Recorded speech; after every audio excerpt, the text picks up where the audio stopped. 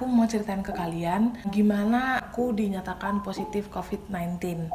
Jadi selama aku isoman atau isolasi mandiri di rumah, banyak teman-teman aku yang tanyain, gimana sih kok bisa ketular, apa sih yang kamu rasain, terus apa sih yang kamu makan atau apa tipsnya supaya cepat sembuh. Jadi di sini aku bukan mengajarkan, cuman aku sharing aja sama teman-teman ya, apa yang aku rasakan dan gimana aku ngelaluinya gitu.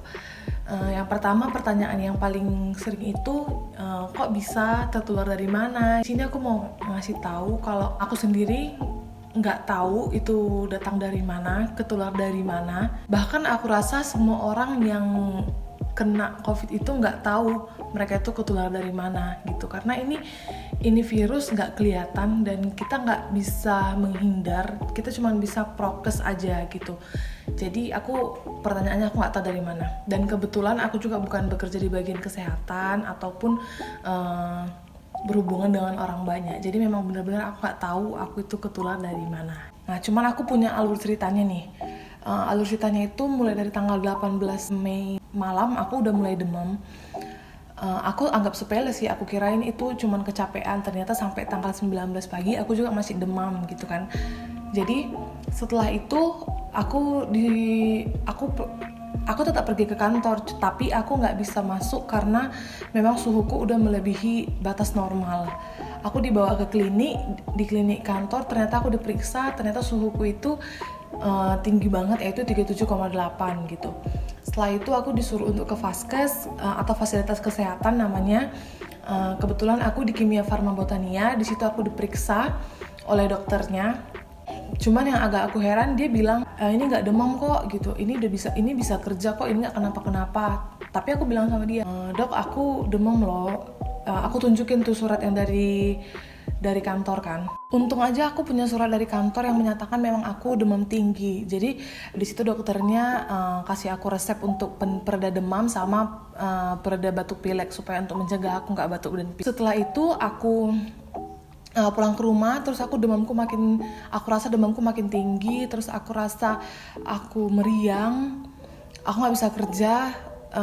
Besok paginya aku periksa lagi ke dokter itu.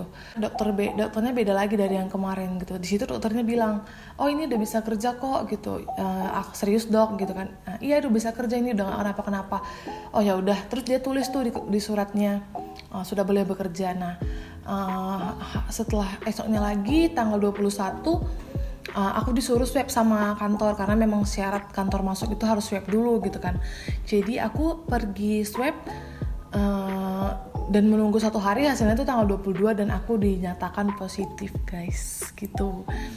Nah di situ aku bingung dong, aku kayak panik kan. Aku nggak tahu aku harus ngapain. Aku juga nggak tahu kalau kita COVID itu pertamanya harus ngapain gitu. Terus di situ aku kabarin suamiku dulu. Dan di situ aku searching terus ya apa yang tertera di website kesehatan itu aku lakuin. Selanjutnya itu perasaan aku gimana gitu kan. Apa sih yang aku rasain kalau kena COVID itu rasanya gimana gitu. Hari pertama which is itu tanggal 22, itu hari pertama aku udah gak demam sama sekali, cuman aku batuk dan pilek. Setelah itu hari kedua juga sama seperti itu. Nah hari ketiga nih mulai muncul sesak nafas.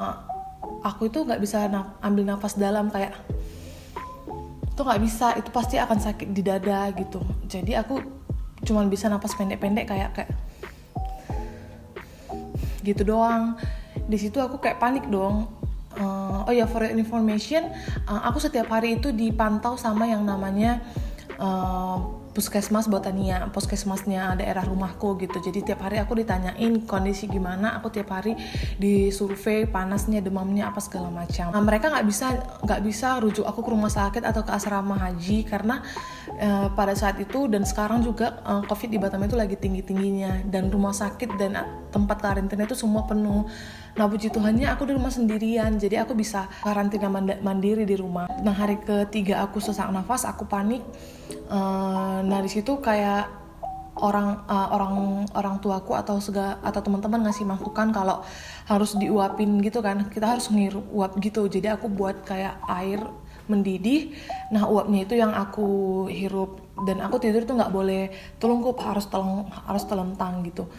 Nah itu berjalan satu mingguan, dibarengi dengan aku nggak bisa hirup aroma dan nggak bisa rasain makanan. Makanan yang aku makan itu kalau nggak yang berkuah dan yang pedas, supaya aku bisa selera makan. Seminggu berlalu aku udah mulai nggak sesak lagi, udah mulai membaik, tapi tetap nggak bisa mencium aroma dan nggak bisa rasain makanan gitu. Oke, 2 minggu berlalu, aku 14 hari karantina. Di situ aku disuruh untuk swab kedua tanggal, aku lupa tanggalnya. Disuruh swab kedua, nunggu 1 hari, aku kira aku udah negatif kan, aku nggak kenapa-kenapa, ternyata itu masih positif. Aku sempat kesel kan, kayak ya ampun aku harus ngurung diri lagi nih, kok bisa masih negatif. Ternyata aku baca-baca dari artikel itu bangkai virusnya itu masih ada di tenggorokan dan di hidung aku, jadi kayak masih bisa terdeteksi gitu sama alat swabnya. Disuruh karantin selama 7 hari lagi dengan tidak ada gejala apapun, dan aku udah bisa rasa nggak ada batuk pilek segala macam. Tapi aku disuruh karantina 7 hari, ya udah oke. Setelah karantina 7 hari aku disuruh swab lagi, dan disitu hasilnya negatif. Puji Tuhan negatif ya. Aku kurang lebih karantina itu 24 hari. Aku rasa itu udah waktu yang lama gitu, tapi ya udah mungkin itu kehendaknya gitu kan. Nah itulah yang aku rasain selama aku karantina dan menjalani proses penyembuhan.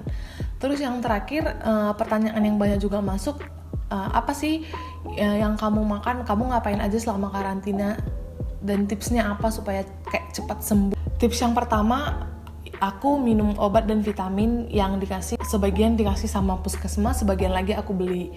Yang dikasih sama puskesmas itu obat demam dan batuk pilek, yang aku beli sendiri itu kayak vitamin yang mengandung vitamin A sampai vitamin E. Aku nggak minum tambahan UC 1000 karena katanya kadar vitamin C dalam diri kita itu cuman boleh 100 mg per hari. Terus yang kedua, aku minum Beer Brand satu hari sekali. Yang ketiga, buat tisu terus dimasukin ke hidung gitu supaya kayak memancing aku bisa cium aroma. Minum jamu racikanku itu jahe, kunyit, serai, terus dicampur semua, ntar dikasih madu. Aku minum 1 hari sekali juga. Terus yang terakhir, harus rajin berjemur karena sinar matahari itu bagus untuk membunuh virus katanya, karena kan vitamin D kan. Nah aku itu berjemur di jam 9 sampai jam 10, 15 menit aja, dan nggak perlu semua terpapar sinar matahari, yang penting kayak panas matahari itu terasa ke tubuh kita. Dan selama aku berjemur di sinar matahari, aku ditemenin sama rangkaian body care dari Scarlett Whitening. Rangkaian body care Scarlett Whitening ini membuat kulitku nggak kusam, tetap cerah dan tetap lembab. Setiap hari terpapar sinar matahari pasti akan membawa risiko bagi kulit kita. Maka itu, aku selalu andalin Scarlett Whitening untuk menemani hari-hariku. Rangkaian body care dari Scarlett Whitening ada varian baru. Yang pertama, untuk body scrubnya ada yang pomegranate. Untuk shower scrubnya punya varian baru yaitu mango. Dan yang terakhir, untuk body lotionnya punya varian baru yaitu Jolly. Body scrub ini mengandung glutathione dan vitamin E untuk mengangkat sel kulit mati dan mencerahkan kulit.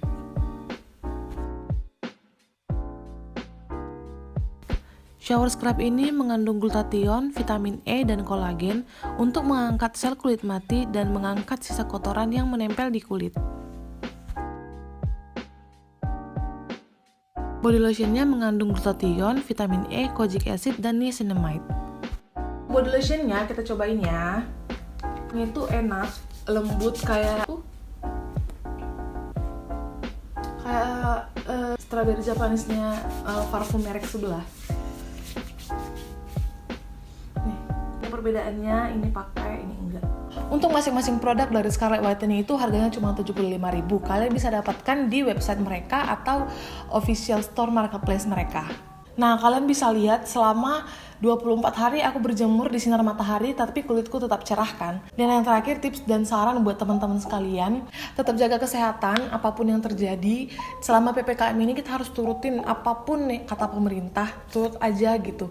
Tetap prokes dimanapun berada, karena untuk aku orang yang nggak punya gejala aja, dan aku orang yang nggak punya penyakit bawaan aja, aku rasa itu sakit dan menyiksa banget gitu. Apalagi orang tua kita yang punya penyakit bawaan pasti akan lebih sulit. Terus jaga asupan makan dan asupan gizi dalam tubuh kalian. Jangan lupa olahraga dan berjemur setiap hari. Dan yang terakhir, untuk mungkin untuk tenaga kesehatan ya, jangan terlalu sepele untuk gejala-gejala yang dialami sama pasien, karena di masa-masa sekarang ini bahkan yang nggak bergejala pun bisa terkena COVID gitu. Jadi jangan sepele dan take care aja sama orang tersebut. Sekian video dari aku, jangan lupa like, comment, dan subscribe, dan sampai ketemu di video selanjutnya. Bye-bye.